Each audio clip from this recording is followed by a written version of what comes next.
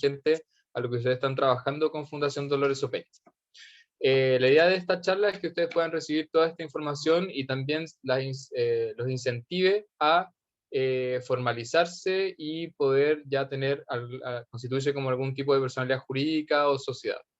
Entonces, ahí al final les vamos a contar algunos detalles al respecto, pero en virtud del tiempo dejo a Patricio Anguita para que se presente y le eche para adelante con la charla.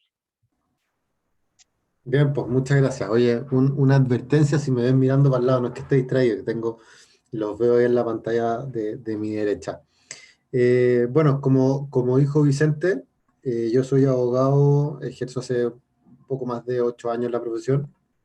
Eh, Trabajo en el Banco Santander y estuve en mis primeros años de carrera muy vinculado a las sociedades de los clientes, por lo tanto, es una materia con la cual trabajé muy de cerca. Bueno, hoy día tengo otras funciones, pero tengo muy en la mente todas las materias que vamos a revisar hoy día. El objetivo de esta charla es básicamente entregarle los conocimientos que yo considero necesarios para que una persona pueda tomar una buena decisión respecto de constituir una empresa. El tema puede ser algo aburrido, entonces voy a intentar hacerlo lo más entretenido posible, pero tengo la convicción de que terminando esta charla, van a tener los conocimientos que se requieren para poder tomar una buena decisión y estar tranquilos en cuanto a cómo constituir una empresa, cuál es la que se tiene que elegir, etcétera, ¿ya? Entonces, sin dar más preámbulo, ahí tengo una pequeña presentación que es un punteo de las cosas que vamos a ver, solamente un apoyo a memoria, y ahí están los temas, así que voy a comenzar. Como les indicaron antes, si tienen consulta, idealmente las puedan anotar, porque al final vamos a hacer una ronda de preguntas y respuestas, eh, y probablemente pueden surgir dudas que sean respondidas, digamos, durante la presentación, pero de no ser así, va a ser la instancia de la ronda de preguntas y respuestas para poder puntualizar las dudas que tengan, ¿ya? Entonces, sin más, voy a comenzar. Entonces, a ver, ¿cómo seleccioné partir esta explicación? Antes de entender qué es una sociedad y los tipos de sociedades que existen, es súper importante entender qué es una persona jurídica. Probablemente muchas de las personas que están acá lo saben y otras no, entonces prefiero no darlo por sentado.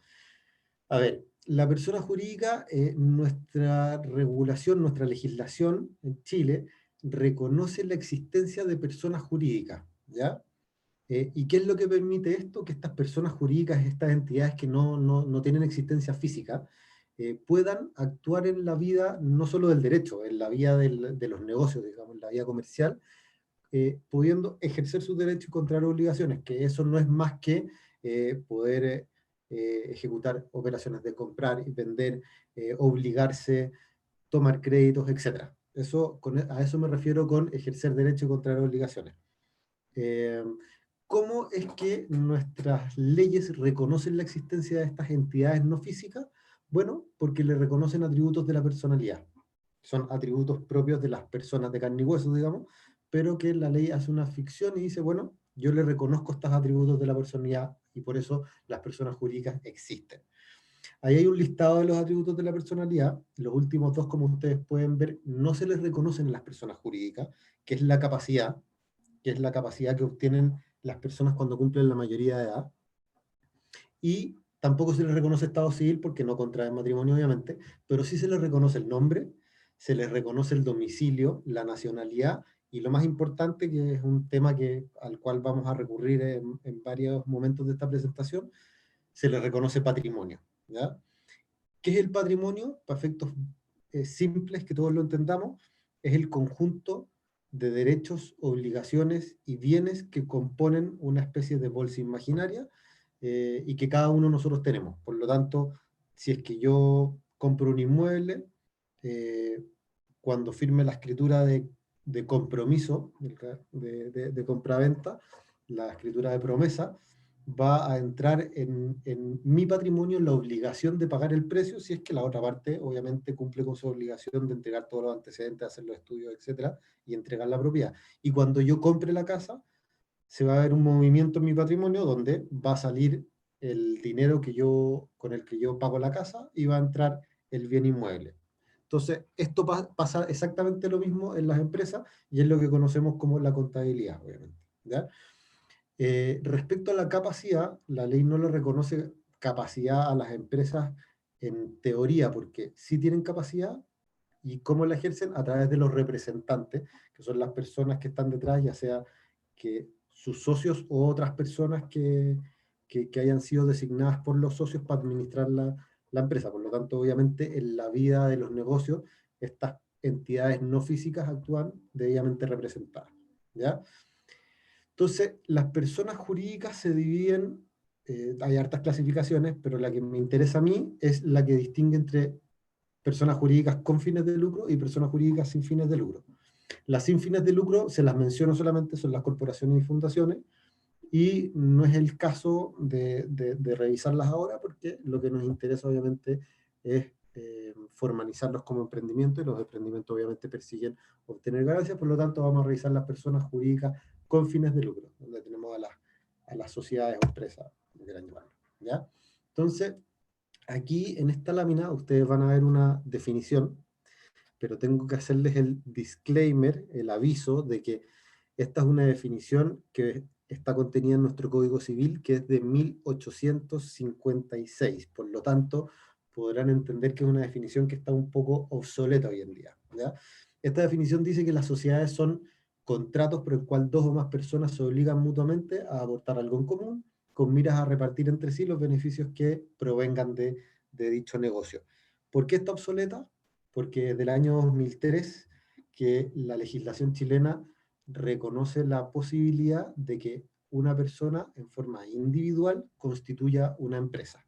¿Ya? O sea, yo antes del 2003 necesitaba tener a otra persona para poder constituir una empresa, y por eso es que se daba mucho empresas que tenían un socio con una participación del 99,9%, mientras que había otro socio que tenía el 0,1% o 0,01%, y que en la práctica era una persona que hizo el favor de poner su nombre para poder constituir la empresa, pero eso acarreaba una serie de complicaciones, porque se involucraba a personas que no tenían ninguna relación con la empresa en temas de responsabilidad societaria que no les correspondía. ¿Ya?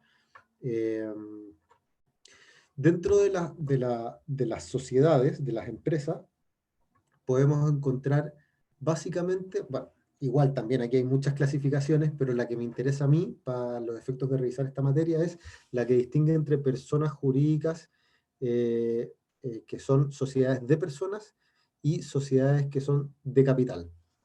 ¿Por qué hago esta clasificación? Porque, como bien lo dice el nombre de la clasificación, las sociedades de personas, aquí lo fundamental, lo medular, es los socios que componen la sociedad, y la regulación que le va a aplicar a esa empresa, a esa sociedad, va a ser regulación que tiene en la mira que hay una importancia, hay un ánimo societatis, que se le dice, que en el fondo es las personas que están detrás de esta empresa tienen una relación de socios, ¿ya? Versus las sociedades de capital, que aquí no importa las personas de los socios, aquí el capital se divide en acciones, y estas acciones son de libre transacción, por lo tanto, quien tenga una acción puede venderla sin preguntarle a nadie, ¿ya? Entonces, vamos a entrar un poco ya más a puntualizar las cosas que hemos estado hablando. Como les dije, lo anterior fue un poco para no dar por sentado que todos saben los significados de estas palabras, que de repente son muy recurrentes de escuchar, pero a lo mejor alguien no sabía el trasfondo. Entonces, ahora sí les puedo explicar cuáles son los tipos sociales, ¿ya? Tenemos las sociedades anónimas, las sociedades por acciones o SPA, las empresas individuales de responsabilidad limitada o IRL, las sociedades de responsabilidad limitada y otras que están hoy en desuso. Están en desuso porque, como les dije, nuestro Código Civil es del año 1856, por lo tanto, las empresas o las sociedades que ahí se regulaban eran empresas que no tenían limitación de responsabilidad. Entonces, obviamente, cuando empezaron a surgir Las empresas que sí limitaban la responsabilidad de las personas que las constituían, estas cayeron en desuso, y no vale la pena ni siquiera revisarlas. ¿Ya? Entonces, las ordené en orden cronológico. Les voy a hablar primero de la sociedad de responsabilidad limitada. Estas empresas, este tipo de empresas se creó en el año 1923, por lo tanto son de muy larga data. Son muy amigables en cuanto a su administración y a la estipulación de sus estatutos. Son bastante recomendables. Yo después voy a entrar en un detalle de qué empresa es recomendable según lo que ustedes buscan, pero estas empresas son de mucha utilidad, son las que hoy en día más masivas por toda la data que tienen, y básicamente el principio fundamental aquí es que, como les dije, son sociedades de personas, y por lo tanto aquí importa mucho quiénes son las personas que lo componen, quiénes son los socios. De hecho, en las sociedades de personas hablamos de socios, y en las sociedades de capital hablamos de accionistas, ¿ya? Entonces, aquí importa tanto la persona del socio que no se pueden modificar los estatutos de la sociedad sin que todos los socios estén de acuerdo. eh, y tienen otras particularidades, pero al fin y al cabo, si aquí hay un ánimo de asociarse con otra persona, esta sería la sociedad indicada. Después tenemos las sociedades anónimas. Estas son sociedades que se crearon en la década de los 80. eh, Son sociedades que tienen una alta complejidad en cuanto a su regulación, y esa alta complejidad obedece a que están hechas para grandes estructuras, grandes empresas. Eh, pero, sin embargo, no puedo dejar de mencionarlas porque vamos a revisar también las sociedades por acciones, y las sociedades por acciones tienen una particularidad, y por eso es importante entender cómo funcionan las sociedades anónimas. Muy brevemente, las sociedades anónimas eh, tienen una ley que es bastante extensa que las regula, y particularmente uno de sus complejidades es la administración. La administración está compuesta en la cabeza por juntas de accionistas.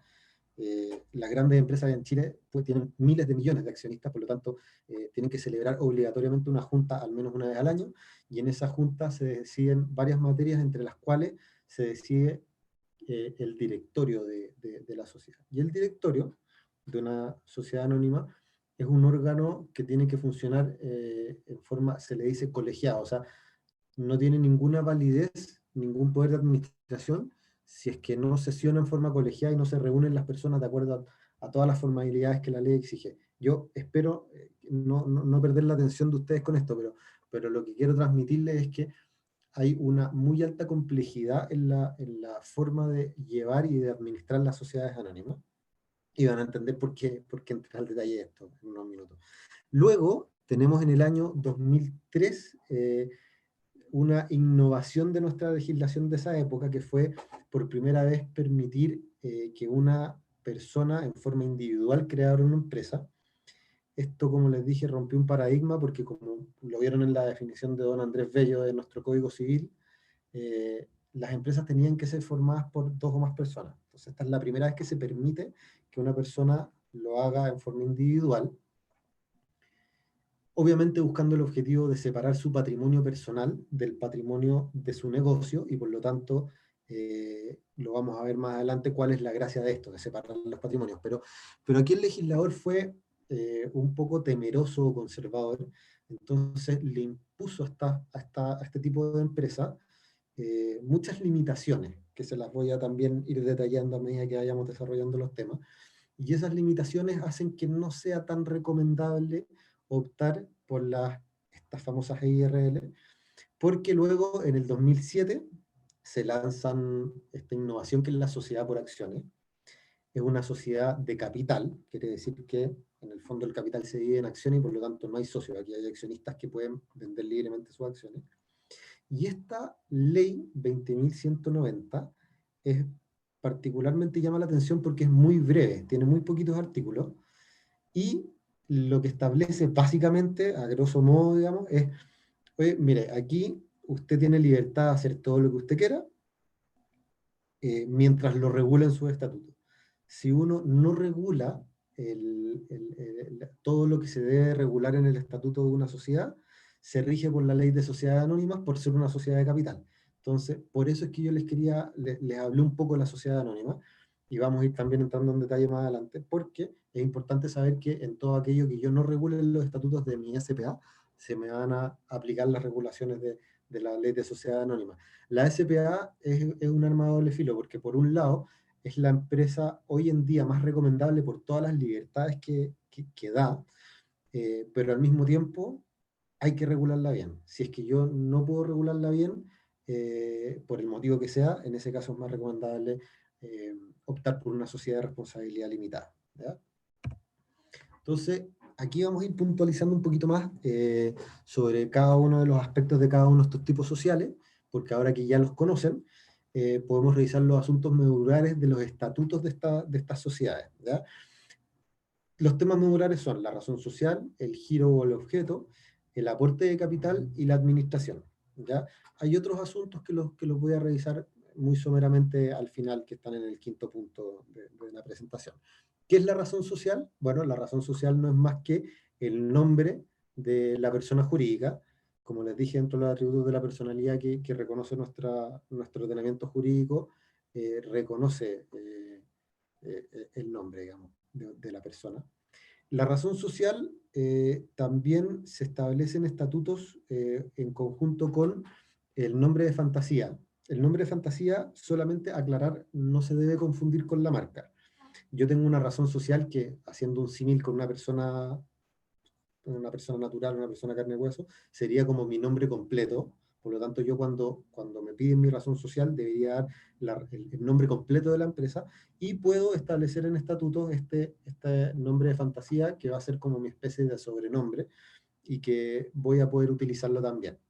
Distinto de la marca, que la marca sigue una regulación jurídica distinta, donde yo tengo que registrarla en el INAPI y tengo que seguir todo un proceso. ¿Ya? Eh, Requisitos de la razón social dependiendo del tipo social. En las sociedades anónimas, bueno, todas, obviamente, todos los tipos sociales tienen la obligación de establecer qué tipo social tienen dentro de la razón social. Por lo tanto, si yo soy una limitada, tengo que ponerle que es una limitada, y así mismo con las sociedades anónimas o SA, las SPA o sociedades por acciones, y las EIRL o empresa individual de responsabilidad limitada. Pero aparte de establecer cuál es mi tipo social, hay dos de las cuatro empresas de las que estamos hablando que sí tienen requisitos, que son las sociedades de personas. La sociedad de responsabilidad limitada tienen la obligación de establecer en su razón social una alusión al giro u objeto, o bien una alusión al nombre de uno o más de los socios que la componen. ¿Qué quiere decir esto? Que cuando yo elija la razón social de mi empresa, si es una limitada, voy a tener que, en mi caso, por ejemplo, voy a tener que poner eh, siglas o lo que yo quiera, más asesorías jurídicas que hacen la alusión al giro, o bien mi nombre y el apellido limitada. En las EIRL esto fue aún más riguroso, y se me exige poner mi nombre y además una alusión al giro. Por lo tanto, si yo tuviese una EIRL, tendría que necesariamente ponerle Patricio Anguita, asesorías jurídicas EIRL, o empresa individual de responsabilidad limitada. ¿Ya? En el caso de las sociedades anónimas o en las SPA hay libertad, por lo tanto se puede poner el nombre que uno quiera. Respecto del giro o del objeto, bueno, ¿qué es? Es la forma de establecer en mis estatutos cuáles son los comercios que yo voy a explotar, qué es lo que yo voy a hacer. Entonces, aquí primero vamos a puntualizar si es que hay requisitos respecto a los tipos sociales. En general hay libertad, sin embargo, en las EIRL hay una limitación legal, y esa limitación legal es que se exige que se haga alusión a un solo giro u objeto principal. Entonces, ¿cómo se ha entendido esta norma? En el fondo, yo no puedo tener dentro de mi giro de la IRL descritas actividades que no tengan estrecha o directa relación. Por ejemplo, si yo me dedico a la industria textil, yo no podría poner en una IRL donde su giro es textil, que además realizo inversiones, porque no tienen una relación íntima. Entonces, vemos que hay muchas empresas que cuando van creciendo, además del giro principal que tienen, van a querer hacer inversiones o van a querer comprar bienes inmuebles, por ejemplo, para poner sucursales, etcétera. Y en el caso de las IRL, esto se limita mucho en el objeto. Ahora, la pregunta típica respecto del giro objeto es, bueno, ¿qué tan amplio o qué tan restringido debe ser? A ver, la respuesta aquí tiene directa relación con la relación que tenemos los contribuyentes con el Servicio de Impuestos Internos. Porque al momento de yo iniciar las actividades y de registrar el RUT de la empresa, el Servicio de Impuestos Internos va a revisar que yo explote todos los objetos o todo el giro que yo describí en mis estatutos, o bien, si es que exploto actividades económicas que están fuera de mi giro, también me va a llamar la atención. Entonces, ¿cuál sería la forma correcta de establecer mi giro objeto? Salvo la IRL, que como ya lo revisamos, tenemos que elegir uno solo, pero en los otros tipos de sociedades, yo debería tratar de ser lo más preciso en establecer qué es lo que voy a hacer. Y si para eso me tengo que extender, no hay problema. Uno se puede extender todo lo que quiera. Voy a tratar de puntualizar esto más aún con un ejemplo. Si yo tengo una industria textil, puede ser que en el futuro yo quiera comprar bienes inmuebles para poner sucursales. Entonces, si bien mi giro, yo no quiero que el Servicio de Impuestos Internos se confunda y crea que yo soy un negocio inmobiliario, pero sí yo en el giro puedo describir en la primera parte que yo soy una industria textil, por lo tanto, que me dedico a comprar y vender telas, que me dedico a comprar y vender insumos relacionados, etcétera, etcétera. Y luego al final del giro puedo poner comprar y vender bienes inmuebles destinados a complementar las actividades antes descritas. Con eso yo dejo claro que, en el fondo, no soy una inmobiliaria, sino que esta parte del giro obedece a complementar el giro principal, digamos, ¿ya? Bueno, otro asunto medular o mención esencial en los estatutos es el aporte de capital.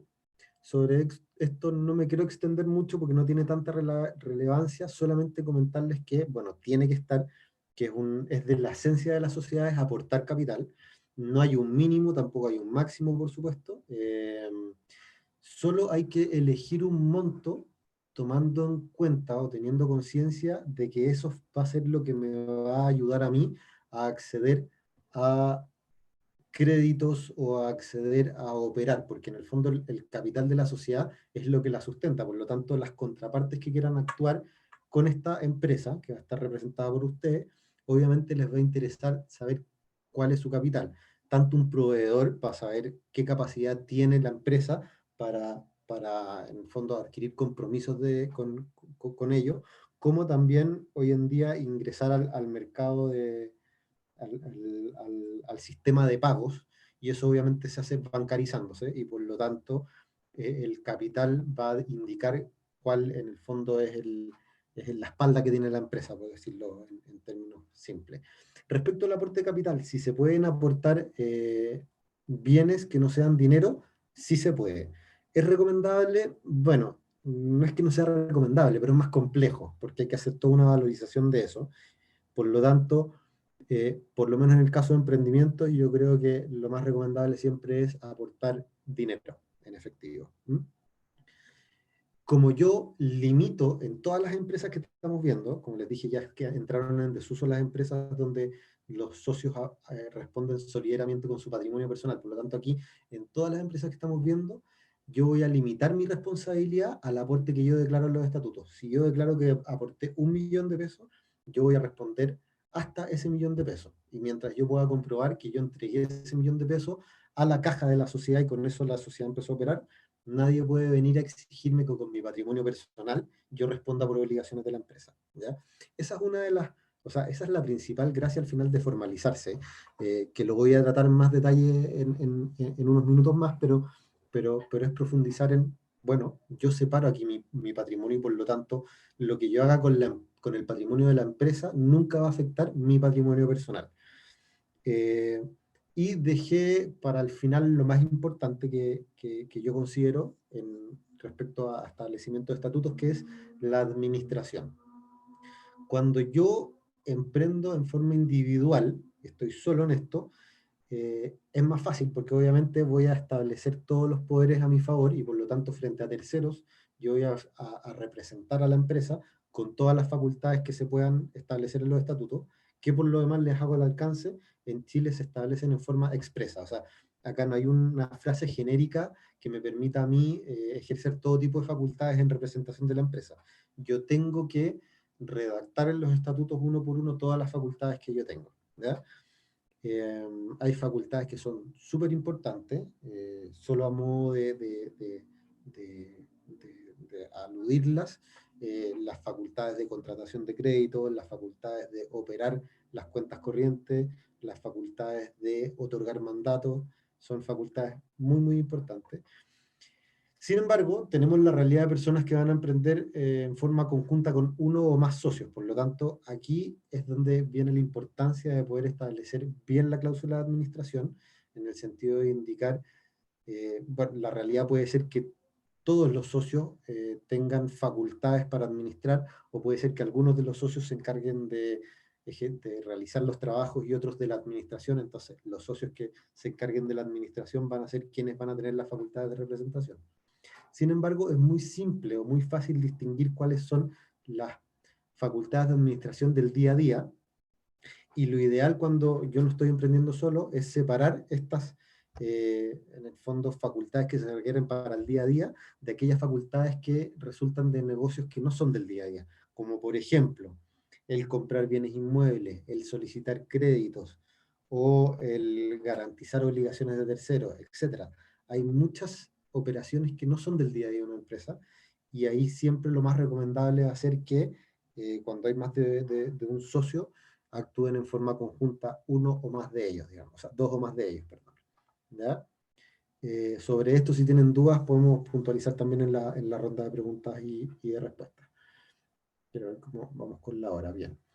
Respecto de otras menciones esenciales, bueno, el domicilio en los estatutos sociales no se debe puntualizar específicamente cuál es el domicilio, porque si no, cada vez que yo muevo mi sucursal tendría que modificar mi estatuto, pero sí van a ser requeridos al momento que ustedes obtengan RUT, o bien hagan iniciación de actividades. Por lo tanto, en ese momento sí el Servicio de Impuestos Internos les va a solicitar que haya un vínculo entre el domicilio que ustedes en el fondo eligen para identificar en el Servicio de Impuestos Internos, pero insisto, en el estatuto basta con poner Santiago, en la ciudad donde ustedes operan, sin perjuicio de que pueden poner sucursales en otras ciudades, digamos. Respecto a la duración, salvo que ustedes quisieran establecer una duración predeterminada, lo recomendable siempre es indicar que la duración será indefinida, o bien que va a ser una duración por una cierta cantidad de años, y que si los socios nada dicen, esta se va a renovar tácita y sucesivamente por periodos indefinidos, porque sí existen algunas empresas que antiguamente ponían plazos muy extensos y nunca previeron que esos plazos iban a llegar, y esos plazos llegaron. Y a mí me tocó ver muchas empresas que esto es asimilable a la muerte de la persona jurídica. Por lo tanto, una vez que transcurrió el plazo que los estatutos establecieron para la vida de esta empresa básicamente, jurídicamente muere. Por lo tanto no hay forma de revivirla. O sea, y hay ejemplos bastante trágicos de empresas exitosas que tienen que cambiar sus estatutos, y básicamente eso es cambiar la personalidad jurídica. Entonces es cambiar el RUT, y es todo un problema. Respecto de la distribución de utilidades, que también es una mención, requisito esencial de los estatutos, lo normal es que uno establezca la distribución en base a lo que uno aporta. O sea, si yo estoy en una sociedad de personas, una limitada, donde aporté con mi socio un 50 y un 50, bueno, lo lógico es que las utilidades se distribuyan de la misma forma. En las sociedades de personas, ¿se puede establecer una distribución distinta? Sí se puede. En el caso de las sociedades de capital, como son las sociedades anónimas y las SPA, no se puede, porque la utilidad va a ir asociada a, a la rentabilidad del ejercicio tributario. Por lo tanto, cada acción va a generar una utilidad y no se puede repartir de forma distinta. Respecto de la liquidación y el arbitraje, bueno, son cláusulas medias tipo de los estatutos que no vale la pena entrar en detalle, y es básicamente cómo se va a terminar la sociedad si alguno de los socios no quiere continuar con ella, o si entraran en alguna causal de iliquidez que la lleve en el fondo a su término. Y aquí, bueno, enunciar un poco los temas, pero profundizarlos sin mayor contenido. ¿Qué es Empresa en un día? A ver, esto fue un lanzamiento del primer gobierno Piñera, por lo tanto estamos hablando de alrededor del año 2012, se lanzó un programa, porque las empresas tienen una cierta formalidad para establecerse. Yo tengo que realizar una escritura pública donde establezco los estatutos, eh, y de esa escritura pública tengo que hacer una especie de sumario o resumen que se llama extracto. Entonces yo tengo los estatutos por un lado, el extracto que tiene ciertas menciones de mis estatutos, y ese extracto lo tengo que inscribir y publicar dentro de un determinado plazo. Si yo cumplo con eso, yo tengo jurídicamente constituida mi empresa, ¿ya? Y eso obviamente tiene costos asociados. El costo de una escritura lo establece el notario tomando en cuenta el capital que uno aporta. Por lo tanto, generalmente uno ve empresas, los emprendimientos generalmente andan en el orden de los 1.000.000 de pesos o 2 millones de pesos. El notario va a cobrar probablemente en el orden de 30, 40 o 50 mil pesos por esta escritura de constitución. Y luego el conservador de bienes raíces, para inscribirme el extracto de estos estatutos, también me va a cobrar un porcentaje del capital social. Por lo tanto, va a andar en el orden en el ejemplo, entre una empresa de 1 y 2 millones de pesos, va a andar en el orden de los 15.000, 20.000 pesos. Quiero darles los costos porque después les voy a dar una recomendación. Y la publicación es gratuita en el diario oficial. Entonces, se lanzó por el primer gobierno Piñera, este programa en el cual se permitió constituir empresas mediante una plataforma del Ministerio de Economía, ¿ya? Esta plataforma, como ustedes yo les he contado algunas de las muchas regulaciones y formalidades que tiene constituir una empresa. Entonces, obviamente recoger todo esto en una plataforma digital es altamente complejo. ¿Y qué es lo que ocurre? Cuando se lanzó este programa, comenzamos a ver, sobre todo los abogados que trabajamos en banco, que habían muchos errores y muchos vicios que acarreaban la nulidad de empresas porque sus estatutos no cumplían con los requisitos legales, o porque se establecían, por ejemplo, administraciones paralelas. O sea, yo en un mismo estatuto encontraba que la administración iba a ser ejercida, por ejemplo, por un directorio, pero además tenía administradores estatutarios nombrados en los estatutos. Entonces, se generaron muchos problemas con Empresa en un día. Se han ido tratando de solucionar por los equipos que componen Empresa en un día. Sin embargo, aún todavía el sistema no es tan perfecto como para evitar estos errores.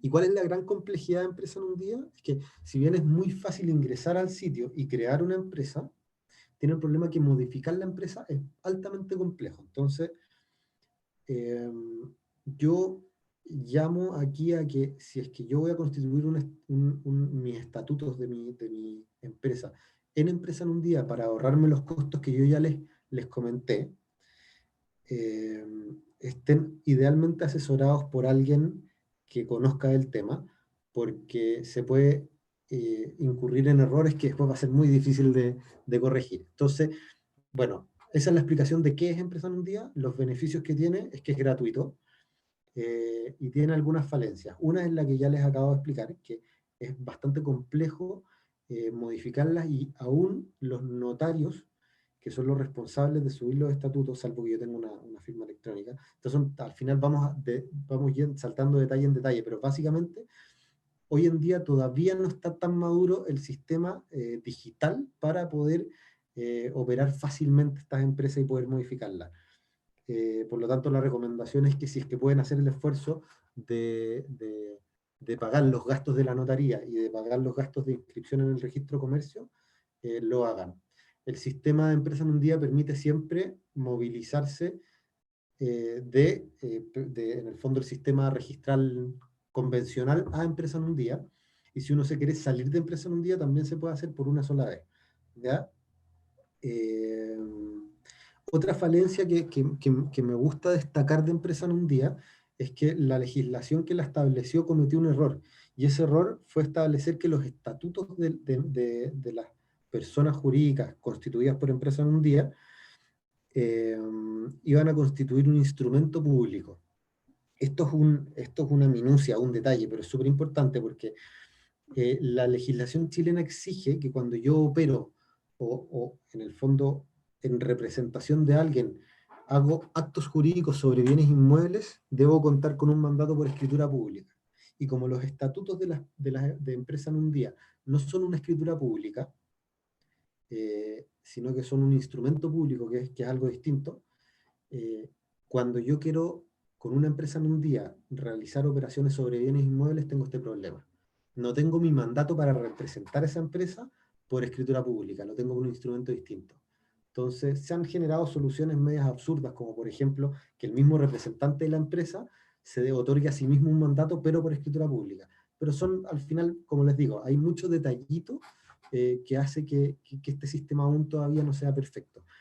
Bien, vamos entonces a los beneficios de formalizar un negocio y postulación a asesorías pro bono. Para bajar un poco la ansiedad, bueno,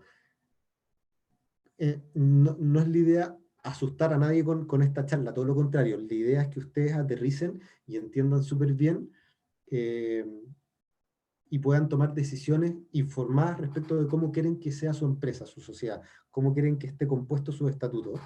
Y para eso, obviamente, que lo ideal es contar con asesoría de alguien que entienda, no necesariamente un abogado, porque como a mí me gusta decir esto, no es para gente de la NASA, al final hay que tener un poquito de conocimiento nomás. Entonces, si alguien que sabe constituir sociedades los puede asesorar, bien, si es un abogado, cuánto mejor, y para eso la Fundación Pro Bono tiene abierta la posibilidad de que los emprendedores postulen para que un abogado les pueda armar los estatutos de forma correcta. Y si no es la Fundación Pro Bono, de todas formas hay otras instancias donde se puede solicitar ayuda gratuita, como por ejemplo las clínicas universitarias. Todas las universidades en Chile quieren que sus alumnos aprendan en la práctica, entonces son personas que ya tienen los conocimientos teóricos y muy probablemente les van a poder ayudar a hacer un buen estatuto, van a conseguir formatos, etcétera. Por lo tanto, como esto, como les dije, no es de la NASA, es muy probable que logren un correcto estatuto. Además, hay que perder el miedo porque los estatutos siempre se pueden modificar, por lo tanto, si se comete un error en los estatutos, claramente, mientras no estemos en empresa en un día, podemos fácilmente modificarlo, ¿no? Y si estamos en empresa en un día, también se puede hacer y se logra al final, ¿ya?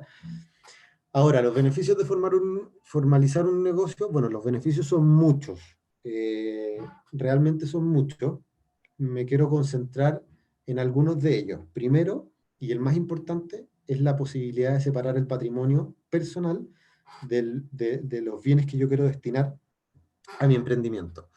Porque cuando uno emprende, por lo general, tiene el concepto de que yo voy a trabajar sobre lo que tengo, pero cuando los negocios empiezan a tomar vuelo, lo primero que uno quiere hacer es expandirse, y para expandirse es necesario endeudarse. Entonces, ¿cuál es la sugerencia? Que ustedes estén formalizados mediante una empresa, porque el patrimonio de la empresa va a ser distinto a su patrimonio personal, y por lo tanto es más fácil tomar el riesgo de endeudar a la empresa, y si es que el negocio fracasa, bueno, el negocio fracasa y el banco es el responsable, o que les preste el dinero en el fondo, es el responsable de evaluar la empresa, ver cuál es el patrimonio, ver cuál es la facturación y decidir cuánto le prestan. Pero aquí es muy importante, y es la gran gracia de las empresas, que yo pueda arriesgar o tomar decisiones de riesgo con mi negocio para poder crecer, porque hoy en día la competitividad de los negocios es distinta a la competitividad de hace 100 años atrás. Entonces, hoy día de verdad que hay que tomar decisiones de riesgo cuando los negocios empiezan a tener éxito. Y para eso es muy importante tener separado el patrimonio. Además de eso, está el tema de la bancarización. Y aquí me juega en contra el ser abogado de banco, pero yo no tengo ningún interés en el fondo en en promocionar que la gente se bancarice. Esta es una realidad. Hoy día los medios de pago son a través de bancos.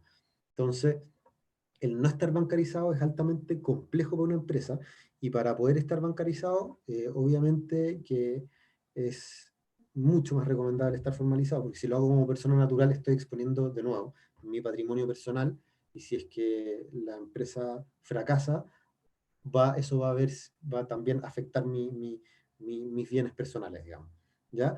Y además, obviamente, hay una serie de beneficios en cuanto a los emprendedores para poder postular a distintos programas, no solamente gubernamentales, sino también programas de instituciones privadas o instituciones ligadas al Estado, que dan facilidades, dan programas de apoyo, dan capital. Entonces, para postular, les van a pedir siempre que tengan una persona jurídica constituida. Respecto a la recomendación, y ya que ustedes tienen todo el conocimiento de cuáles son los tipos de sociedades y qué especificaciones tienen cada uno, mi recomendación personal es: traten siempre de elegir una sociedad por acciones que les da plena libertad, y que alguien los asesore bien en constituirla. Si es que quieren algo un poco más simple y tienen confianza en la persona, en las personas con que van a emprender, ya sean sus familiares, o sean amigos de confianza o socios de confianza, también es recomendable la sociedad de responsabilidad limitada. Sus estatutos son más simples, su forma de manejarlas es más simple desde el punto de vista jurídico. Tengan siempre en claro que en el caso de la sociedad de responsabilidad limitada, para tomar cualquier decisión respecto a modificar los estatutos o decisiones de ese tipo, se va a requerir que todos los socios actúen conjuntamente. Solamente en caso de querer terminar la sociedad, un socio puede hacerlo sin el consentimiento del resto, pero va a tener que revisar los estatutos y ver cómo se termina la sociedad. Por ejemplo, hay cláusulas de terminación que indican que un socio tiene que avisar con al menos 6 meses de anticipación, o en las cláusulas de renovación tácita, por ejemplo, cuando yo digo que la empresa va a durar 3 años y que se va a renovar por periodos de 3 años en forma indefinida. Bueno, el socio que no quiere continuar con la sociedad va a tener que avisar con 60, 90 días de anticipación, o 6 meses, etcétera, lo que se estipula en los estatutos, para dar término y que no se renueve nuevamente, digamos, estos estatutos. Y tener claro que en el caso de las sociedades de capital, que son las SPA y las sociedades anónimas, yo les estoy recomendando también utilizar las SPA, pero en el caso de las SPA, tener claro que en el fondo las acciones, porque uno divide el capital en acciones, las acciones son de libre transacción. Por lo tanto, en principio, una persona que tiene acciones de una empresa puede venderlas sin que el resto de los accionistas se ponga a ello, ¿ya? ¿Hay mecanismos para solucionar eso? Sí, pero ya son un poco más sofisticados de hacer pactos entre accionistas, y ese pacto entre accionistas va a ser vinculante solamente entre los accionistas. Por lo tanto, yo igual voy a poder venderle a terceros mis acciones, nadie va a poder poner en tela de juicio eso, y bueno, tendré que responder indemnizándole los perjuicios a los otros accionistas con los cuales no cumplí con mi compromiso. Eh, Creo que repasé todos los contenidos que quería repasar. Entonces, eh, no hay nada mejor que personas que estén atentas, porque si es que se me olvidó explicar algo con mayor detención, va a salir en una pregunta. Así que, si les parece, demos la palabra entonces a los asistentes para ver qué dudas quedan.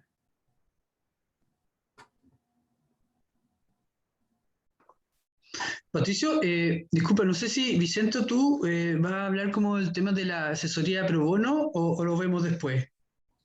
No sé si, mira, si quieres le doy, porque Vicente tiene mucho más conocimiento al respecto, así que prefiero, para no cometer imprecisiones, prefiero que él lo puntualice. Claro, Buenísimo. quizás podríamos resolver las dudas que hay en los presentes y ahí les explicamos la oferta desde Fundación Pro Bono.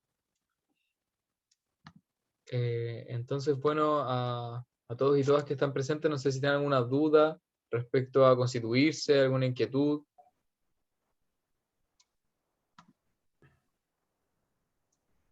Pueden levantar la mano. Bueno, el tiempo intermedio quizás para como que vayan desarrollando las preguntas, les contamos que, como les decía al comienzo, la idea de esta charla es poder motivarles a formalizar sus negocios y emprendimientos. Entonces, desde Fundación Pro Bono nosotros prestamos asesoría jurídica gratuita y nos interesaría mucho ayudar y apoyar a aquellas personas que les interese formalizar su negocio, brindándole asesoría jurídica gratuita. Esto significa que los casos serán derivados a nuestra red de abogados pro bono y serán asignados a cada persona que lo requiera para poder alcanzar finalmente un estatuto que tenga todos los elementos que nos comentó Patricio y además acompañarlas en ese proceso para que no tengan ningún problema y también terminen con la sociedad sabiendo cómo administrarla.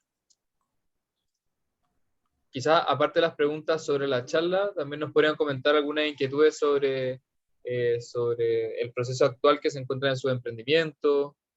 Quizás consideran que sus emprendimientos todavía no están totalmente desarrollados para constituirse, o bien sí lo consideran y tienen esta intención de constituirse. Así que dejamos abierta ahí la posibilidad de hacer preguntas, de aclarar sus dudas. Una consulta, mi emprendimiento todavía está recién empezando. ¿Es necesario formalizarlo ya? Porque todavía no está concreto, está recién comenzando. A ver, Perfecto, gracias, Marisol, Marisol. mira. Sí, mira, como comenté por ahí en algún minuto, el problema de no formalizarse, que básicamente es constituir una empresa para separar el patrimonio, es que estés consciente de que todo lo que tú haces lo haces con tu patrimonio personal. Por lo tanto, aquí hay dos consecuencias. Una, que tú estás exponiendo en el fondo tus bienes personales por sacar adelante este negocio, y puede que en el manejo que tú estés haciendo de eso no estés corriendo aún los riesgos, pero eventualmente cuando esto prospere, sí van a haber riesgos, entonces es recomendable hacerlo. Y lo otro es los beneficios a los cuales se puede acceder. Generalmente, pues yo al menos no conozco ningún beneficio que no exija el estar constituido con una personalidad jurídica, digamos. No sé si todos son así, pero al menos yo los que conozco te exigen constituir una sociedad. Entonces, claro, sí es recomendable y ahí uno tiene que evaluar personalmente cuál es el momento para formalizarlo. No sé si Vicente quería complementar un poco la respuesta.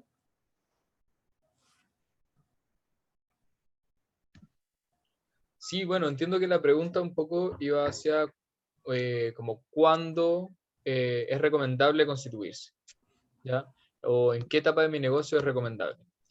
Y finalmente el criterio tiene que ver primero cuando empiezan a iniciar actividades como negocio, es decir, empiecen a vender, empiecen a comprar, empiezan a tener como una contabilidad que llevar.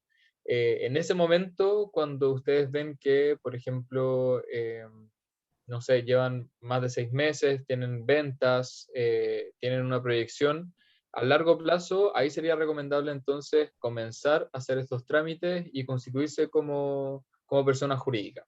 Porque ahí, como le decía Patricio, en esta etapa también les permite, por ejemplo, acceder a fondos semilla en Cercotec, es decir, fondos pequeños para poder dar inicio a un negocio, o bien fondos abeja, que ya son fondos también que se entregan a emprendimientos que están más desarrollados y lo que buscan es fortalecerlo. Entonces, para acceder a este financiamiento y también asegurar que su negocio continúe en el tiempo, la constitución es fundamental. Y ahí muy bien, como decía Patricio, estos beneficios, estos fondos, rara vez se entregan a emprendimientos que solamente están de forma informal o constituidos como persona natural. Ahí como para especificar un poco, ya que hay algunas emprendedoras del programa que les gustaría efectivamente postular a estos fondos de Cercotec y esperando que se abra pronto la postulación al capital abeja en particular. Para esos sí es requisito no haber iniciado actividades de primera categoría, si no me equivoco, pero porque esos fondos buscan que una vez que les entreguen el fondo se formalicen, como apoyar ahí en el proceso de formalización si es que se ganan el fondo. Es como requisito para efectivamente entregarles el capital y la ayuda. Pero eso sería una vez que ya fueron aceptadas dentro de las que se ganan el fondo, por decirlo así. Acá hay otra pregunta de... pero también para complementar, hay otros programas en los que sí exigen requerimiento, por ejemplo, estar formalizada, como son los de Puente Impulsa, que muchos de esos programas de Puente Impulsa sí piden estar formalizada, o también para participar de distintas ferias que hay de emprendimiento o catálogos virtuales, también les piden como requisito estar formalizada. Entonces, efectivamente, hay hartas instancias en las que es un beneficio. Ahí, si es que ustedes creen que pueden ganarse estos fondos como abeja o semilla, en ese caso sería más recomendable que lo empiecen a hacer una vez que ya se hayan ganado el fondo, ya que les piden que no hayan iniciado actividades. Pero para otras instancias sí es muy recomendable ya estar por lo menos en trámite. Y acá hay una pregunta de María que nos dice en el chat: quiero formar un spa. ¿Me podrían ayudar desde Pro Bono a hacerlo en empresa por un día? Bueno, María, efectivamente te podemos apoyar, y ahí lo habíamos conversado con Igor y Catalina, que podían ponerse directamente en contacto con ellos, y ahí lo podemos coordinar internamente para concretar esta ayuda. Y así nosotros podemos tener conocimiento bien de qué se trata tu emprendimiento, cuál es la historia que tiene con la fundación. Así que cualquier otra solicitud también la pueden hacer a Igor y Catalina, y lo vamos a ir coordinando durante estos meses. Creo que Gloria tenía una pregunta. Sí, quiero hacer una pregunta. Con respecto a la marca de nuestros emprendimientos, digamos, ¿eso hay que hacerlo antes, registrar la marca antes o después, o no es necesario la marca de tu empresa, digamos? Antes digamos, de ponerse, ¿cómo se llama? Ponerse, ¿cómo es? Vicente, no sé si queréis que conteste yo o contestes tú. Como tú quieras. Mira, o complementarlo. Mira, Gloria, como comenté por ahí en la charla, la marca no tiene relación con los estatutos de la sociedad, ¿ya? Por lo tanto, son cosas que van por carriles separados. ¿Cuándo hacerlo? Bueno, obviamente para registrar la marca, si tú la registras a nombre de la persona jurídica, lo lógico es que tengas constituida primero la persona jurídica, si no la marca va a quedar asociada a tu persona, digamos, ¿ya? Recomendaciones de cuándo hacerlo, esta es personal, ¿ah? Cuando el emprendimiento toma un poco de vuelo, porque obviamente trae costos aparejados y eso sí que no se pueden evitar, ¿ya? Por lo tanto, porque hay que pagarle derechos al INAPI, que es en el fondo la entidad que registra la marca, y hay un proceso donde se hacen publicaciones, básicamente para que si es que hay alguien que se opone a la marca, en el fondo tenga la instancia para hacerlo. Entonces, si bien yo no conozco muy bien el proceso, tengo datos en el fondo porque no me dedico a eso, pero sí tú tienes que hacer un proceso para poder inscribir tu marca. Una vez que tú la inscribes en el INAPI, en el fondo tú tienes la marca y por lo tanto, si es que alguien crea una marca igual o un producto con tu misma marca, imagen, etcétera, lo que tú inscribas, tú vas a tener también la instancia de poder oponerte, ¿ya? ¿Cuándo hacerlo? Que era básicamente tu consulta. Personalmente yo recomendaría hacerlo una vez que tengas tu empresa constituida y el emprendimiento en el fondo ya sea un poquito conocido, y eso puede hacer que alguien se tiente con ocupar tu nombre o los logos, las imágenes que tú ocupes.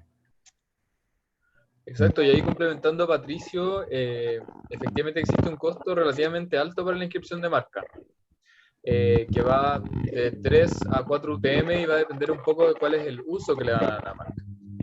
Entonces, como decía Patricio, es importante tener los fondos y que se justifique un poco el depósito de esos fondos con respecto a la marca que se quiere proteger.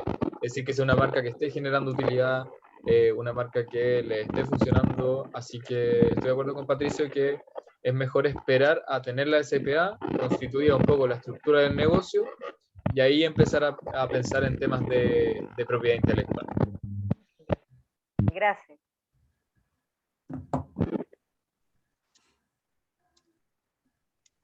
No sé si alguien más quiere aprovechar de hacer preguntas, puede ser de temas relacionados también, porque aquí hay dos posibilidades, o fue muy latero y perdieron la concentración, o muy claro y no quedaron dudas. Por ahí va Paola que está levantando la mano, así que adelante, Paola. No, no, para nada. Para mí es claro, yo más o menos tenía un poco de información.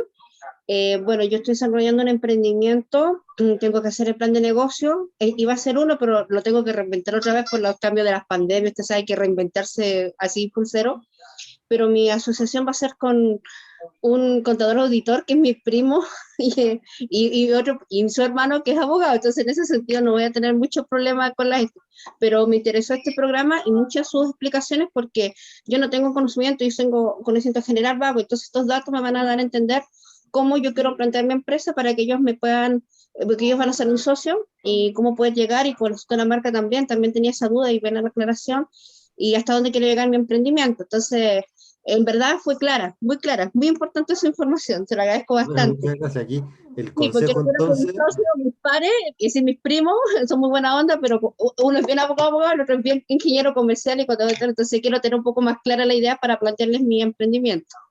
claro, bueno, ahí que bueno, ahí el consejo obviamente es que, si bien puede que tú no tengas conocimiento de los detalles, te tomes el tiempo de leer con detención los estatutos para que, en el fondo, cualquier cosa que te llame la atención, ya te recuerdes por lo menos las cosas que hemos conversado y puedas preguntar. Sí, porque somos pares, somos amigos, somos primos, somos aparreados y ellos han decidido ayudarme, pero en sociedad también y con un conjunto para que este emprendimiento crezca. Entonces, también muy primos seremos, muy yunta, pero hay que separar, como usted dice, bien las cosas. Así es. Bien, pues gracias Paola por tu intervención. Creo que hay alguien ahí levantando la mano también. Sí, María C. tiene levantada la mano. Adelante. Yo, hola. Mira, tengo dos dudas. Lo que pasa es que yo tengo un emprendimiento de repostería, pero también está asociado a un trabajo que hago de artesanía. Yo mezclo, o sea, junto las dos cosas. Tengo la parte de repostería e incorporo también, sea en decoración, con porcelana en frío o mi trabajo como artesana dentro de lo que es el envasado de ciertos productos que ofrezco en distintos periodos. Nos habían hecho una charla desde Puente Impulsa por el tema de la microempresa familiar. Y a mí me tenían dudas por el tema del patrimonio personal que uno tiene al empezar una empresa como persona natural. Entonces como que lo desestimé un poco y estaba con la idea de hacerlo como EIRL una vez que me formalizara.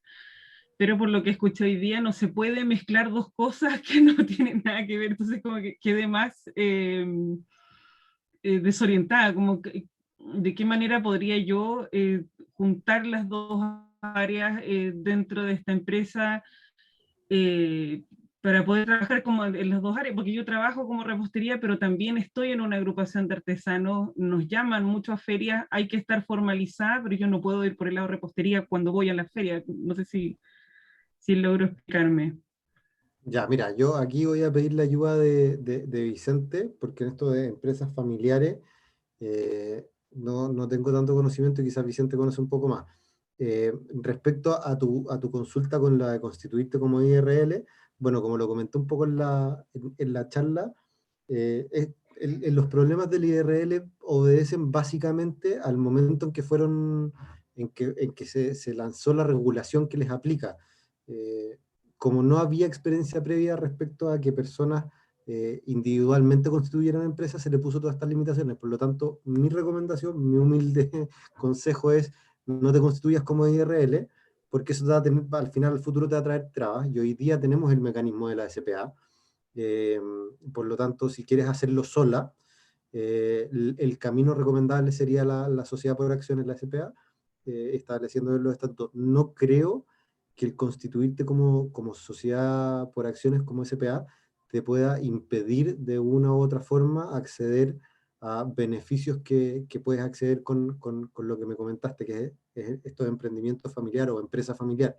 Pero jurídicamente la empresa familiar, o sea, básicamente si miembros de tu familia conforman la SPA, no hay ningún problema, digamos. O si quieres, coméntame un poco de qué se trata esto de la empresa familiar. No, lo que pasa es que nos habían hecho una capacitación, que por eso yo cuando empezamos en el programa con Sopeña y se vio la posibilidad de regularizar, que es me interesa, lo que a mí me interesa realizar después de esto, nos habían hecho una capacitación para poder iniciar nuestras actividades como microempresa familiar, pero en ese caso uno va como persona natural. Ah, perfecto, te entiendo. Entonces ahí es donde a mí no me... Yo le pregunté a Igor en clase, más o menos, por el tema de que, claro, uno quiere como empresa, en este caso no te ponen todas las trabas como para iniciar las otras empresas, pero el tema es que si yo quiero, por ejemplo, el día de mañana pedir un crédito, acceder a cualquier tipo de financiamiento, es mi patrimonio el que queda al descubierto, digamos, o sea, que queda vulnerable. Por eso deseché esa opción, me interesaba el DRL, pero por la capacitación que nos diste tú hoy, no puedo juntar las dos áreas. Entonces quedé igual como un poco con la duda de qué es lo que me conviene a mí, si es una SPA, si es otra. Tengo como que ver, me interesaría mucho la orientación que nos pueden dar desde Pro Bono, la verdad. Bien, pues, Perfecto. Igor, no sé si queréis comentar un poco Totalmente de qué se trata. Sí, un poco comentarte, claro, existen distintos tipos de empresas en Chile, ¿cierto? Una de ellas es la microempresa familiar, la microempresa tal cosa a secas, la mediana y pequeña empresa también. Y un poco depende de cuál es la facturación de la empresa. Entonces, para las microempresas se podría facturar como persona natural, pero efectivamente ahí, como tú te comentas, no tendría este efecto de separar los patrimonios. Eh, Obviamente nosotros felices de analizar bien cuál es el emprendimiento que tú tienes y ver bien cuál sería la mejor figura para ustedes, pero efectivamente aparecería en primer lugar que la sociedad por acciones sería la más adecuada porque igual te permitiría tener un giro relativamente amplio, en el sentido que podrías incluir ambos giros que comentas ahora, que el giro de artesanía y el otro que no me acuerdo específicamente cuál es, pero podrías tener como una figura jurídica amplia que te permite incluir ambos giros ante el servicio de impuesto interno y facturar por uno u otro servicio o venta. Así que invitadísima también a hacer la solicitud y nosotros te podemos ayudar con mayor detalle. Muchas gracias. De nada. ¿Alguien más que tenga alguna duda? Por favor, con toda confianza, acá no hay malas preguntas, así que, y si no se pueden responder, bueno, averiguamos, investigamos y les enviamos la respuesta en forma posterior, pero la idea es ayudarla. ¿Mm? Sí, oye, Patricio, a mí me había llegado una pregunta de una alumna que participa en el programa, pero parece que no la veo hoy día. Pero ella tenía como mucha inquietud respecto como al escalamiento de las figuras, o sea, la flexibilidad que tienen las figuras para ir cambiando en términos de que cómo va creciendo el emprendimiento. Entonces, ella me manifestaba como la inquietud de, ¿no es cierto?, que le interesaba como partir con una microempresa familiar, pero ver si podía saltar a una SPA en la medida que se vaya como consolidando, como bien decís tú, cuando vaya agarrando vuelo, quizá ir también ir constituyendo el tema de la marca y de ahí ir creciendo quizá otra figura en la medida que vaya recibiendo, ¿no es cierto?, más accionistas o cosas por el estilo. Pero tenía la duda de si existe como esa posibilidad en concreto, así como de manera amigable, o también tiene como varios reparos en términos de lo, ¿no es cierto?, lo administrativo y todo lo jurídico que implicarían esos procesos. Claro, a ver, de las palabras de Vicente, que conoce más de estos temas por participar por ser parte de la Fundación Pro Bono, concluyo que al parecer esto de la microempresa familiar no tiene que ver con cómo tú estás jurídicamente establecido, o sea, si operas como persona natural o bien estás constituido como empresa, separaste el patrimonio. Parece que tiene más relación con la clasificación que te hacen de tu madurez desde el punto de vista comercial, de cuánto facturas, etc. ¿Ya? Entonces, el tomar la decisión de constituir una empresa y separar el patrimonio, tiene que ser una decisión relacionada a lo que comentamos un poco en la charla, que es, bueno, hasta que, o sea, cuando yo empiezo a correr riesgos con mi emprendimiento y empiezo a exponer mi patrimonio personal por hacer surgir este emprendimiento. Entonces, yo creo que ese es el momento correcto, es un poco difícil quizás por una cifra, pero ese es el momento correcto para formalizarse, cuando el emprendimiento ya está funcionando, digamos. Y respecto a la complejidad de mutar, bueno, no es ninguna, o sea, siempre se va a poder modificar los estatutos, ya sea que tú quieras modificar una parte de los estatutos o si quieres transformar tu empresa. Si constituiste una IRL, puedes transformar tus estatutos y transformarte en una sociedad de responsabilidad limitada, o una SPA, y pasar de uno a otro sistema sin ningún problema, digamos. La limitación que hay, que así como si se me ocurre alguna, es cuando tú quieres traspasarte del sistema registral, del sistema tradicional al sistema de empresa en un día. Ahí entiendo que, según recuerdo, por lo menos hasta cuando yo trabajé con empresa en un día, tenías la limitación de que se podía saltar de un sistema a otro una sola vez. Sí, Buenísimo, gracias Patricio. Complementando un poco a Patricio, la figura que comentamos hoy en día, que sería la más escalable, es decir, de partir como de un pequeño emprendimiento a un emprendimiento ya más grande, con capitalización, sería la SPA, ¿cierto? Que te permite partir con un accionista, pero al mismo tiempo te permite ingresar más accionistas, poder modificar la forma de administración, emitir distintos tipos de acciones. Entonces, en ese sentido, si hay como una intención de escalabilidad, la figura de la SPA nuevamente sería la correcta. Perfecto, gracias Vicente. Parece que hay una pregunta en el chat, Katia. Sí, aquí Paula pregunta, mi emprendimiento es de galletas decoradas. Si hago esto de la personalidad jurídica, ¿debo hacer al mismo tiempo los permisos para vender comida? Bueno, a ver, el tema de los permisos sanitarios, que la verdad es que no soy especialista, siempre se debe obtener, digamos, independiente de si tú estás operando como persona natural o persona jurídica. O sea, la exposición a una eventual fiscalización sanitaria o de las autoridades pertinentes, digamos, siempre está. Es más visible cuando hay una empresa, es que hoy en día tu empresa va a estar de alguna forma visibilizada desde el punto de vista tributario, porque vas a registrarte en el Servicio de Impuesto Interno y vas a iniciar actividades y vas a empezar a facturar, que eso también trae muchos beneficios, digamos, pero eso no debería incidir en lo otro, digamos. O sea, a lo que quiero ser claro, no quiero recomendar ni nada, sino que básicamente son temas distintos. O sea, siempre vas a estar obligado a obtener permiso sanitario, o patentes, independiente de si estás o no formalizada, y el hacerlo no debería perjudicarte si no lo has hecho, digamos, pero obviamente hay que hacerlo.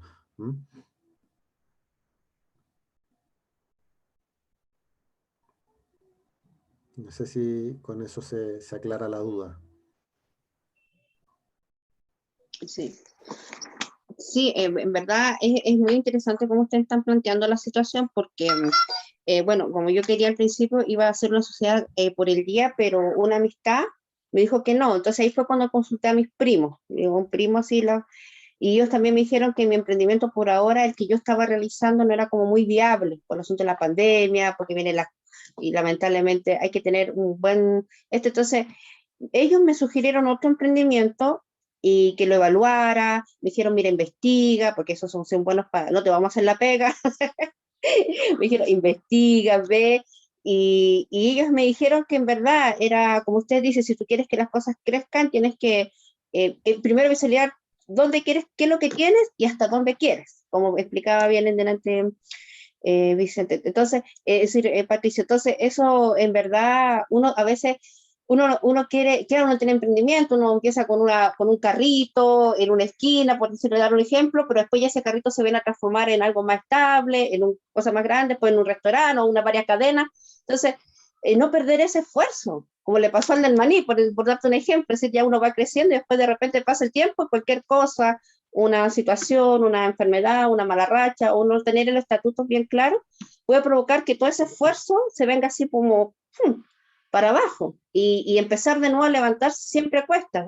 Uno se puede levantar, pero cuesta cada vez más, y más aún con estas situaciones que se presentan como pandemia, que tú tienes que reinventarte o tienes que reevaluar tu emprendimiento 100%, y no como las empresas que ya están establecidas como cadenas, que ya simplemente ellos, pum, o quiebran, o terminan, o se acaba. O una vez tiene hasta trabajadores, o tiene gente al lado, y los tenéis que despedir, o tienes que decirles, ¿sabe qué? La cuestión está aquí, ya no da más. Entonces, el poder tener esta visión de poder uno resguardar tanto tu esfuerzo, tu emprendimiento, tanto judicialmente como patrimonialmente, lo encuentro excelente. Excelente, lo encuentro muy claro para mí. Bien, pues gracias, Paola. Entonces, si no hay más preguntas, nada, terminar incentivándolas un poco a que se Patricio, creo que formalicen. alguien tiene una duda. De pero Lenovo, que- ¿no? Lenovo. Adelante, por favor. Es que sí. Sí, me llamo Bernarda. Dale. Ya, Bernarda. Disculpa. No le puedo cambiar el nombre al Lenovo, se me fue. Mire, mi consulta es, lo que pasa es que yo vendo útiles de aseo Ujú. y quiero saber si también lo quiero legalizar el tema.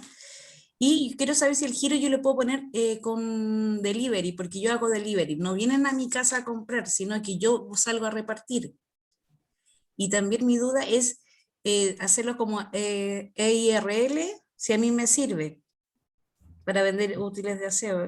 Como mi duda es que yo tengo, si me pueden ayudar. Perfecto, sí, no hay problema. Mira, respecto a constituirse como IRL, como lo comentamos en la charla, esto tiene muchas limitaciones. Lo puedes hacer, no hay problema. Puedes cambiar en el futuro si el emprendimiento tiene éxito, también. ¿Por qué no es recomendable la IRL? Bueno, porque básicamente tiene muchas limitaciones. Entonces,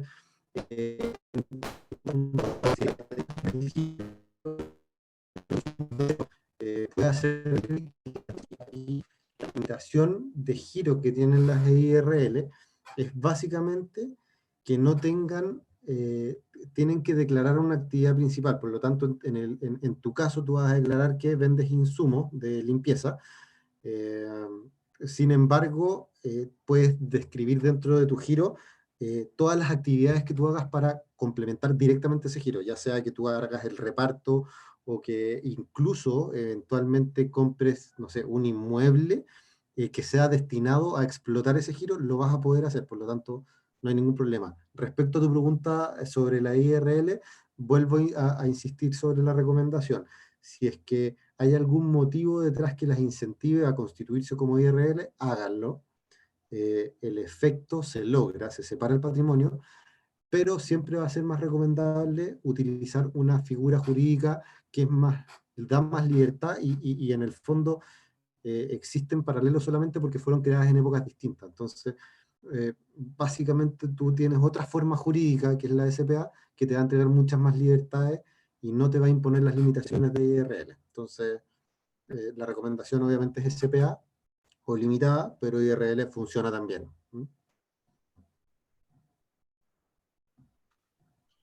Y ahí ojo que también está nuevamente la oferta de poder asesorarte en específico en tu negocio a través de Fundación Pro Bono.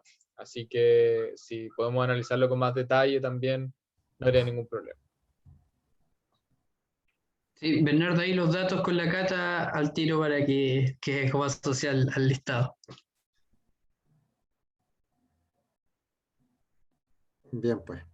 Oye, no sé si alguien quiere hacer alguna pregunta, me interrumpen nomás, si no, bueno, las palabras de cierre en el fondo, muchas Según gracias todo por la esto gente. yo entiendo, disculpe, según todo Sí, esto no yo te entiendo que en este momento, como yo estoy recién emprendiendo, no tengo nada concreto, bien, nada más que una página en Instagram, no es recomendable todavía formalizarme hasta que ya tenga algo un poquito más establecido. ¿Eso sería recomendable? Mira, Marisol, acá, en el fondo la recomendación, esto es una decisión bastante personal, por lo tanto las recomendaciones, uno trata de ligarlas a algo, y cómo lo ligo, en el fondo, mira, si tú ves que estás corriendo un riesgo, con tu patrimonio personal porque esto está agarrando vuelo, o tú ves que estás coartada de acceder a beneficios, por ejemplo, de postular a capitales, etcétera, es el momento de hacerlo. Si tú crees que todavía no lo es porque no estás corriendo riesgo o no estás perdiendo oportunidades, entonces no lo hagas. Ahora, esto también trae una respuesta lógica aparejada. Cuando uno se formaliza, es un incentivo más para correr los riesgos, porque como tú tienes separado tu patrimonio, ahora sí estás habilitada para pedir créditos, hacer crecer tu negocio, postular a distintos financiamientos y hacer una serie de acciones que te van a llevar a que el emprendimiento crezca. Cuando uno,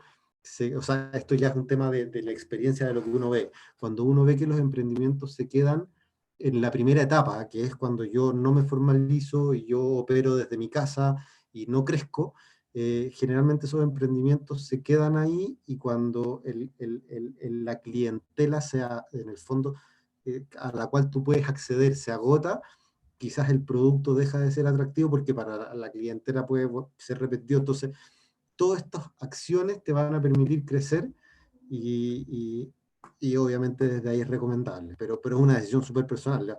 Ahí nadie te va a decir hazlo o no, digamos. O sea, es recomendable, sí es recomendable. Y la maduración del negocio tienes que decidirlo tú cuándo lo vas a hacer, digamos. Correcto, si eso ya lo entendí. Lo que pasa es que en este momento para mí es de a poquito. He vendido bastante, no esperé vender tanto, de verdad. Pero quiero postular al financiamiento que viene luego, ese capital abeja, no sé cómo es la cosa, para poder comprar más insumos y para poder comprar, o sea, arreglar una máquina que tengo que se me está echando a perder. Entonces, después de eso, no sé si seguir o sea, de hecho yo quiero seguir creciendo porque me gusta lo que hago y quiero ver si puedo expandirme un poquito más. Y ahí supongo que tendría que estar más bien formalizada. Claro, yo no sé si estos capitales, yo no conozco de esa materia en específico, si este capital abeja que tú mencionas te establece como requisito el estar o no con una persona jurídica, con una sociedad constituida. Yo los que conozco del Estado sí te lo exigen. En puntual habría que ver los requisitos para ver si te exigen estar o no formalizada, pero en el caso de que no te lo exigieran, bueno, tú vas a tener que decidir cuándo es el momento, digamos, de formalizarte y probablemente en el tiempo y a medida que tu negocio vaya creciendo, se va a dar natural que te vas a dar cuenta que vas a necesitar hacerlo, digamos. ¿Mm? Correcto. Ahí para complementar a Patricio, efectivamente en el capital abeja pueden postular personas que no tienen inicio de actividades de primera categoría, pero luego si es que quedan seleccionadas, Cercotec genera un equipo de apoyo en el que las apoyan en el crecimiento del emprendimiento y en la formalización también.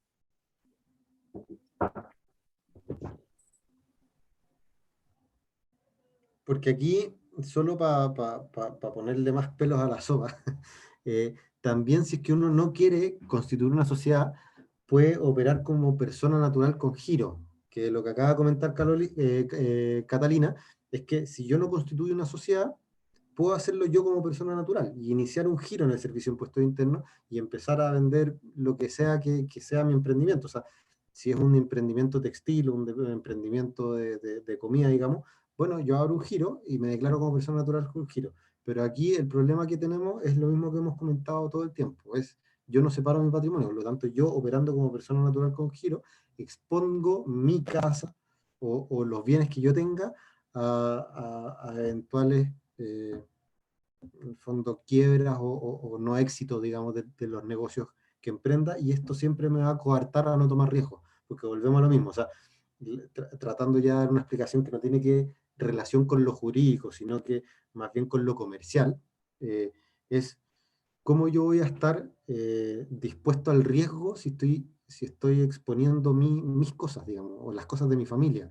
Entonces, cuando yo separo el patrimonio, es cuando como administrador de ese patrimonio, que no es el mío, sino que es lo que yo quise destinar a este negocio, sí puedo tomar los riesgos, y si es que fracaso, digamos, lo único que se va a ver afectado es lo que yo dispuse que formara parte de este emprendimiento, digamos. ¿Mm?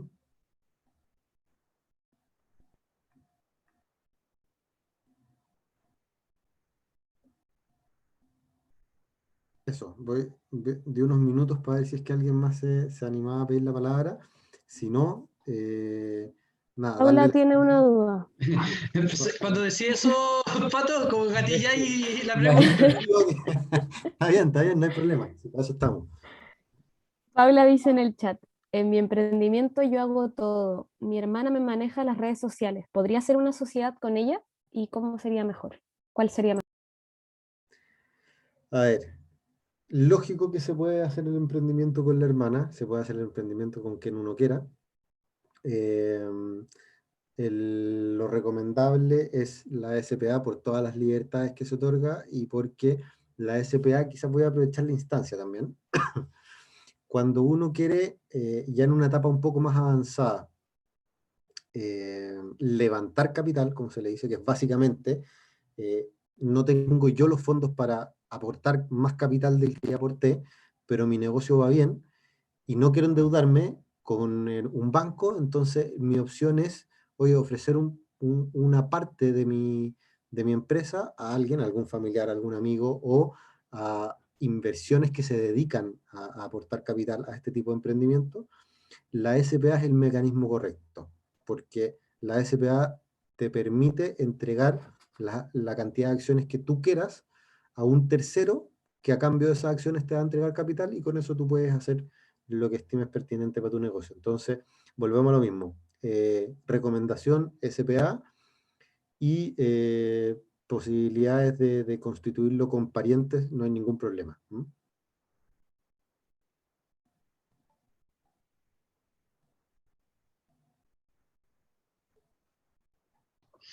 Patricia, hay una pregunta cortita. En el hecho cuando tú entregáis como participación de la empresa, ¿no es cierto? Si entregáis como un 51% y perdís como digamos, podríamos decir, el poder sobre la empresa, ¿quedan sobre el accionista mayoritario en este caso? ¿O puede haber algo en el estatuto que te permita con menos poder, ¿no es cierto?, de las acciones, seguir siendo como el líder, por decirlo así, dentro de la empresa? Mira, es una muy buena pregunta, pero es un poco larga la respuesta. Voy a tratar de sintetizar. Como lo hablamos, en el caso de las sociedades de personas, que son las limitadas, en las IRL eso nunca va a ocurrir, porque necesariamente quien constituye la sociedad es el dueño del 100% de la empresa. No puede tener un socio. Si es que tú en una IRL quieres tener un socio, necesariamente tienes que transformarte a limitada o otro tipo social, ¿ya? Por lo tanto, aquí eliminamos las IRL. En el mundo de las limitadas, las decisiones se toman de acuerdo a ver, todos los estatutos establecen la administración.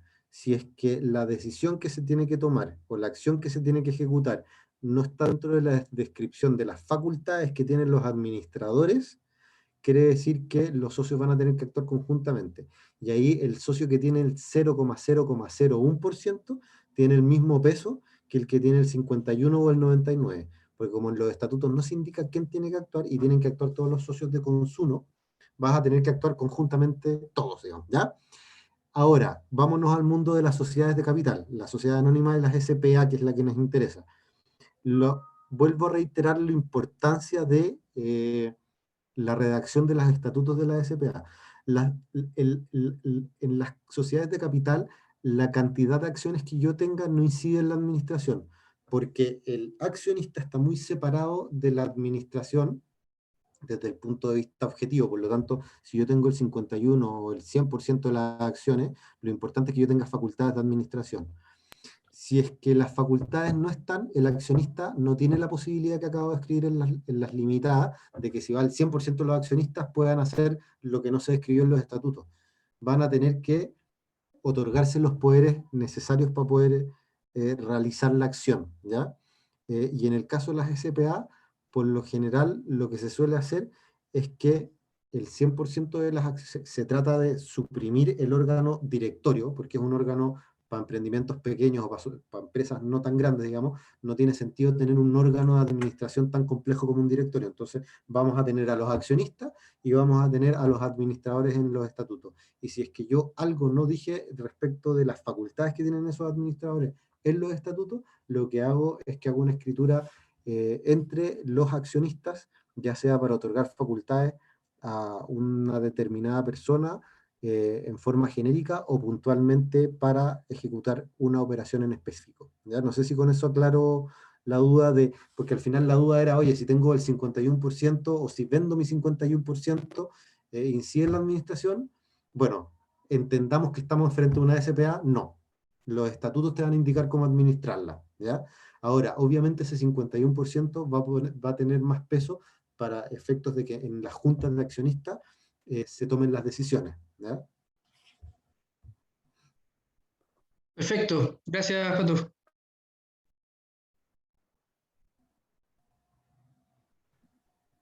Perfecto, yo creo que en honor al tiempo, tomando en cuenta que ya son pasados las 7:30, podemos dar por terminada esta charla.